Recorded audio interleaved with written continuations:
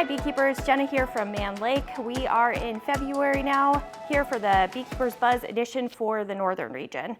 So it's still winter, there's not a lot going on with your hives. Remember, on those cold days, do not open them, just leave them alone. If you're concerned about your hive, you certainly can go out and check on them.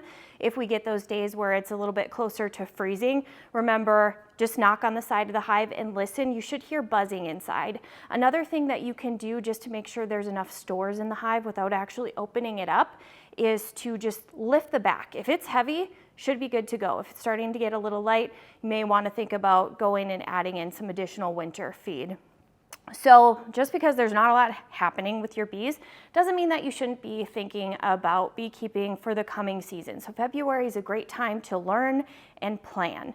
So I just wanted to talk to you today about a couple books that I really like. So the first is going to be The Backyard Beekeeper. So this book is one that I give to all of our new sales reps to read when they're first getting started. It's a good, just overall general beekeeping book, and it's also in-depth enough that it's a good resource for you down the road. So if you're looking for a good book, if you haven't bought one yet, The Backyard Beekeeper is a great one. Secondly, the University of Minnesota came out with a book this year that is specific to our region. It is Beekeeping in Northern Climates. It is a great read. If you are watching this video because you live in the north, you need this book. It is specific to everything that happens in our region by month. So do yourself a favor, get this book.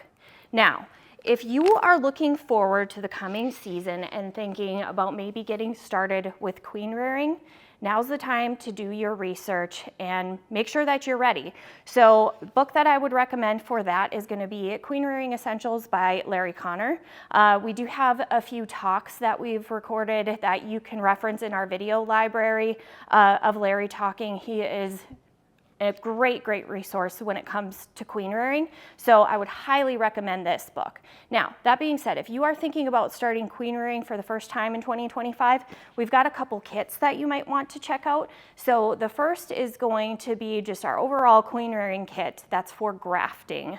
It's the QC090 if you're searching on our website. It comes with a mating box, comes with everything that you need for grafting and set up to do 30 queens, excuse me. Everything that you need for 30 queens to start. Highly recommend that one if you are thinking about starting with grafting. Now, if you want to raise your own queens, but grafting makes you a little nervous, we do have another system that focuses on the NICOT queen rearing system. So with that, you don't have to do any grafting. You let the queen just lay in the cells for you, and that is going to be our QC100 queen rearing kit. So again, right now, don't open your hives. Look forward to spring. What are you going to do with your hives? Take a look, inventory your equipment. If you have a hive that you think is going to make it through winter, are you planning to split? Do you have a new hive for that? Are there any frames that you need to replace? It's a common question here. So how often do you need to replace your frames?